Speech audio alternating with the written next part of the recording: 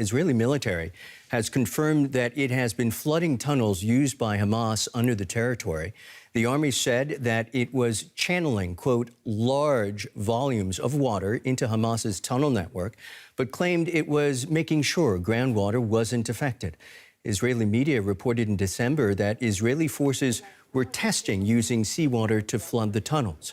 Experts warned that doing so could permanently damage freshwater supplies for Gaza's 2.3 million residents and risk the lives of hostages still being held by Hamas.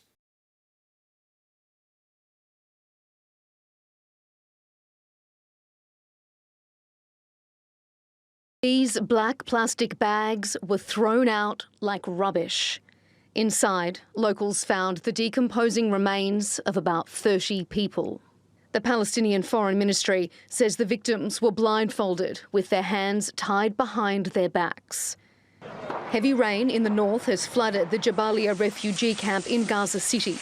85% of Gaza's population have been forced from their homes, but they can't survive like this indefinitely.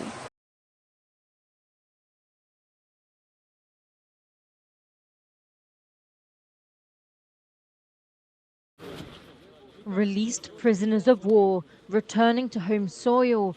Russia and Ukraine conducted their first major prisoner of war exchange on Wednesday since a previous swap failed a week ago. Moscow and Kyiv said they handed over approximately 200 soldiers each. So far, some 3,000 prisoners of war have reportedly been repatriated since the start of Russia's full-scale invasion.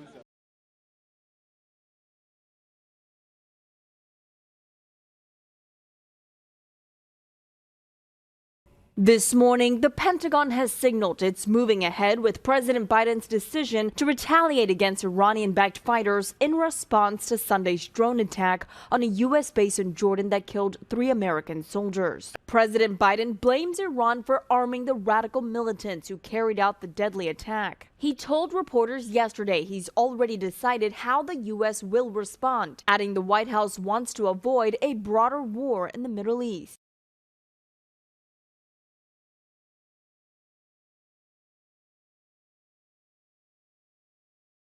European Union member states are set to launch a naval mission in the Red Sea by mid-February, aiming to protect ships from attacks by Yemen's Houthi militants, announced Foreign Policy Chief Joseph Borrell on Wednesday. Houthi-controlled territories in Yemen have become a hotspot for maritime unrest, with attacks targeting ships perceived to be associated with Israel.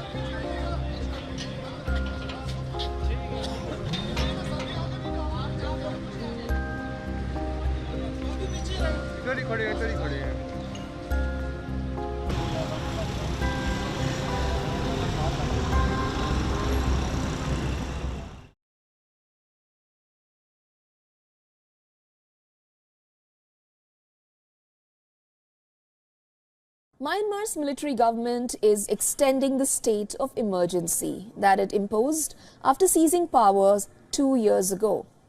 Now, the move sets back prospects for an anticipated August election in the country. The military extended the state of emergency for 6 more months, claiming that the country is in an abnormal situation and time is needed to prepare for a peaceful election.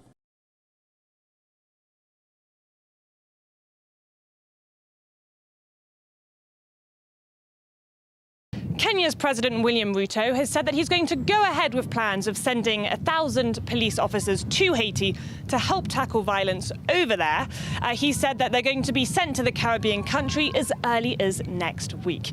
Now, he made this announcement despite the High Court having clearly said last week in a ruling that it was illegal to send police officers on a peacekeeping operation and that only the armed forces should be allowed on such a mission. Kenya's government has said they're going to appeal that ruling, and the US has encouraged them to do just that.